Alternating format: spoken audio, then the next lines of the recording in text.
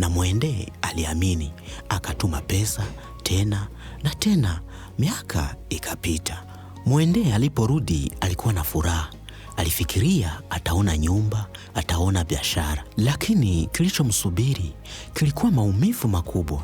Mtiso alikuwa ameoa mwanamke mwingine aitwaye Ndinda, na mbele ya watu alimkana Mwende. Huyo hajawahi kunisaidia kitu. Maneno yale yalivunja moyo wa Mwende kabisa. Alilia, akateseka, lakini hakuna aliyemsikia. Alirudi kijijini akiwa amechoka, akiwa hana matumaini. Katika ukame wa milima ya Machakos kulikuwa na msichana aitwaye Mwende. Mwende hakuwa tajiri, lakini alikuwa na moyo safi na ndoto kubwa moyoni. Alikuwa akimpenda kijana mmoja aitwaye Mtiso. Mtiso alikuwa na maneno matamu. Kila alipoongea, Mwende alisahau shida zake zote. Walipendana na wakapata mtoto mmoja, mdogo, mzuri, na alikuwa nuru yao. Lakini maisha hayakuwa rahisi. Njaa, kodi, mateso ya kila siku. Ndipo watu wa kijiji wakaanza kuongea. Siku moja chini ya mti wa miembe, mama Nduku alimuita Mwende polepole. Mwanangu Mwende, mwanaume si maneno tu. Hakikisha unachoona sio unachosikia. Lakini Mwende alitikisa kichwa.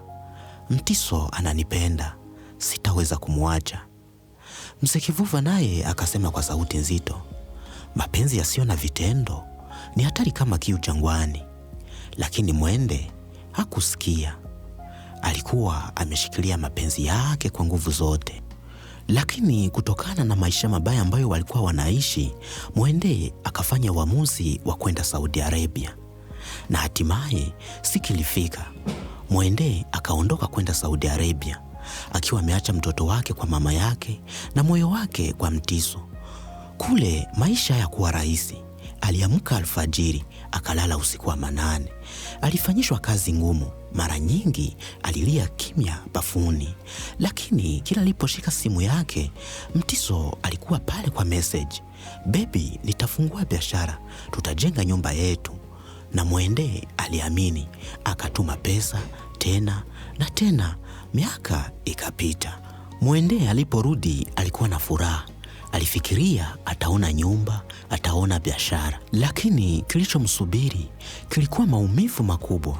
Mtiso alikuwa ameoa mwanamke mwingine aitwaye Ndinda, na mbele ya watu alimkana Mwende. Huyo hajawahi kunisaidia kitu. Maneno yale yalivunja moyo wa Mwende kabisa. Alilia, akateseka, lakini hakuna aliyemsikia. Alirudi kijijini akiwa amechoka, akiwa hana matumaini.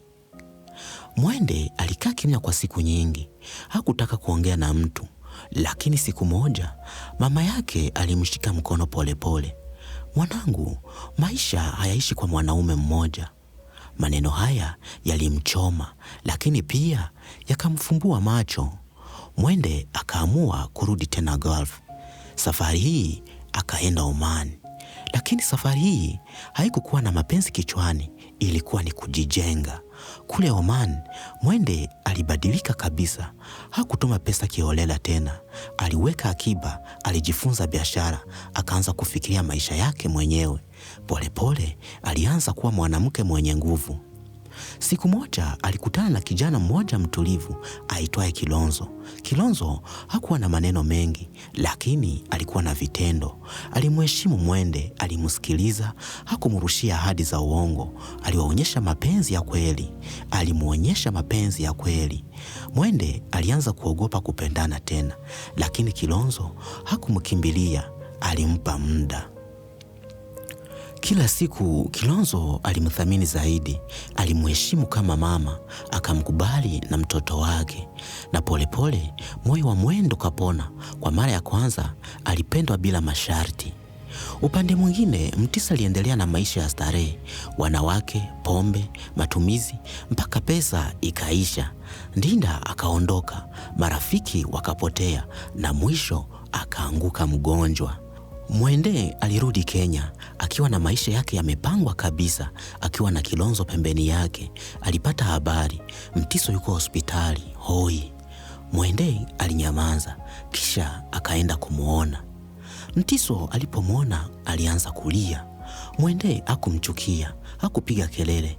Alitoa pesa kidogo, akamweka kitandani, akamwangalia machoni, kisha akasema polepole, Mtiso, nilikupenda kwa moyo wote, lakini ulichopanda ndicho nachovuna. Malipo ni hapa hapa duniani.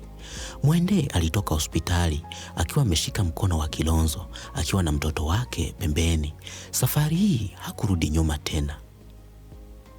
Maisha yanafunza, na wakati mwingine tunajifunza kupitia maumivu, lakini upendo wa kweli huja pale unapojipata kwanza.